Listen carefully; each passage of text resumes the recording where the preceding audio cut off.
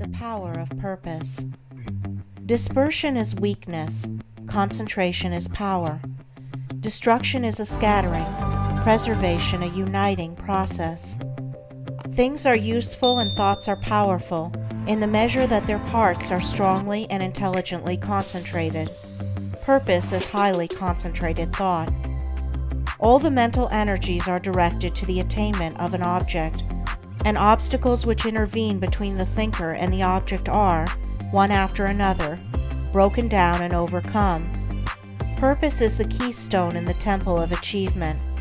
It binds and holds together in complete whole that which would otherwise lie scattered and useless.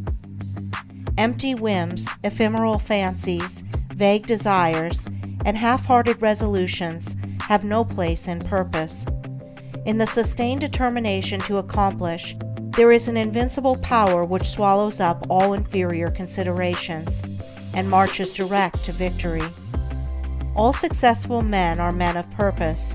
They hold fast to an idea, a project, a plan, and will not let it go. They cherish it, brood upon it, tend and develop it, and when assailed by difficulties, they refuse to be beguiled into surrender. Indeed, the intensity of the purpose increases with the growing magnitude of the obstacles encountered. The men who have molded the destinies of humanity have been mighty men of purpose. Like the Roman laying his road, they have followed along a well-defined path and have refused to swerve aside even when torture and death confronted them. The great leaders of the race are the mental road makers, and mankind follows in the intellectual and spiritual paths which they have carved out and beaten. Great is the power of purpose.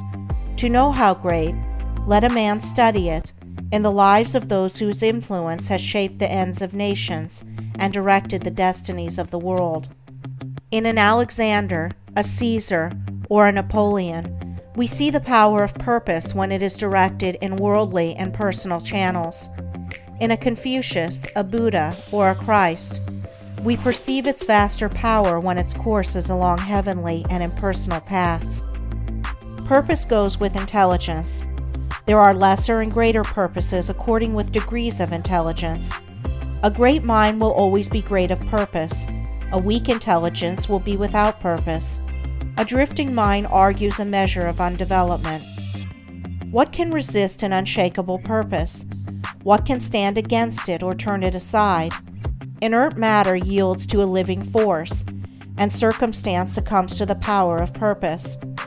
Truly the man of unlawful purpose will, in achieving his ends, destroy himself.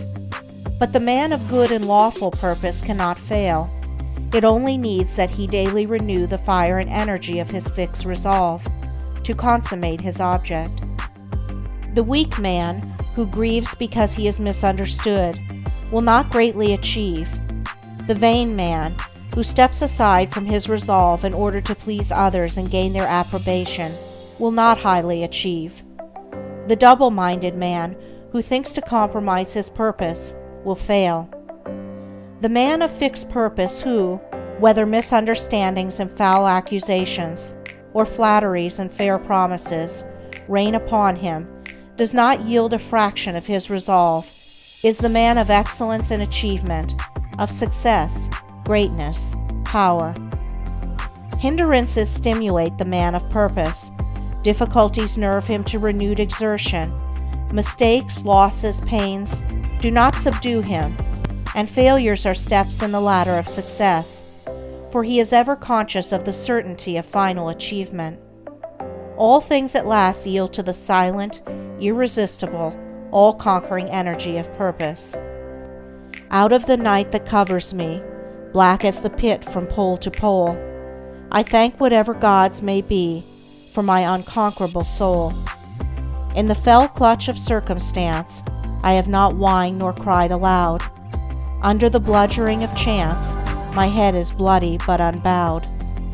It matters not how strait the gate, how charged with punishment the scroll.